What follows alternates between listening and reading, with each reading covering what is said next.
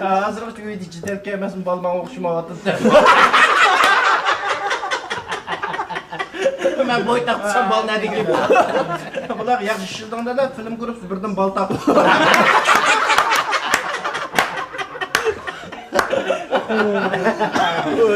Ben oldu bir kişi attı ne bular. Bular bakalım kadar koşuyor bir kapır premik.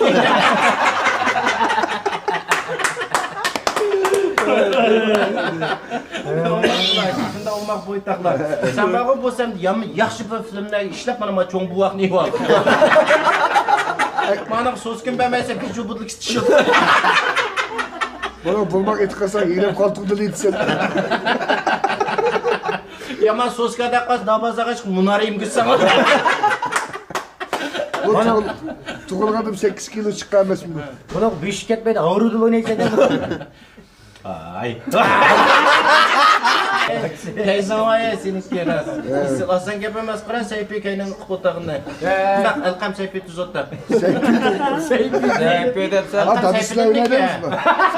Çoğlavlardı şimdi. Çoğlavlardı şimdi. Deymen Kulağına uyup baka var. Ustazı içilip verip meyat bu taz mimar senin mimar emez up komuş.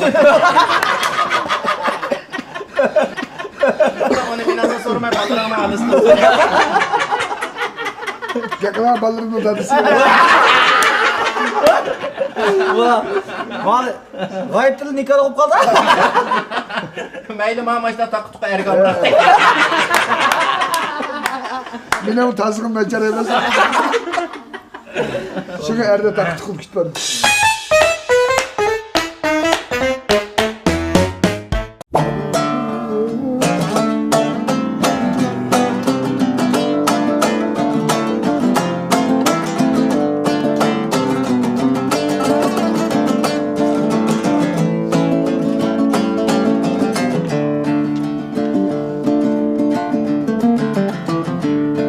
Bello oynap çoğun oldu.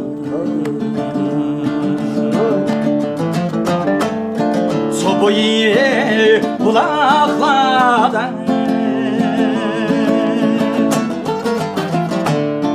Bello oynap çoğun oldu.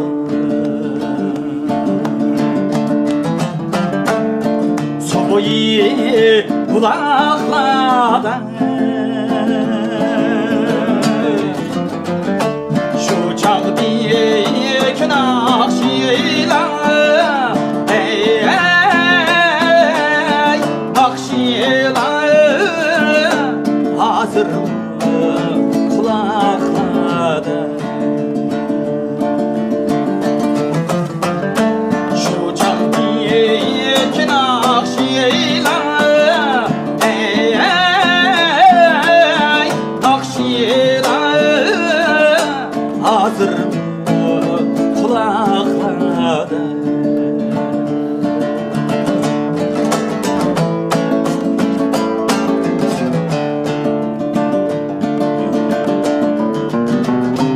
Biz hazır yiraklarda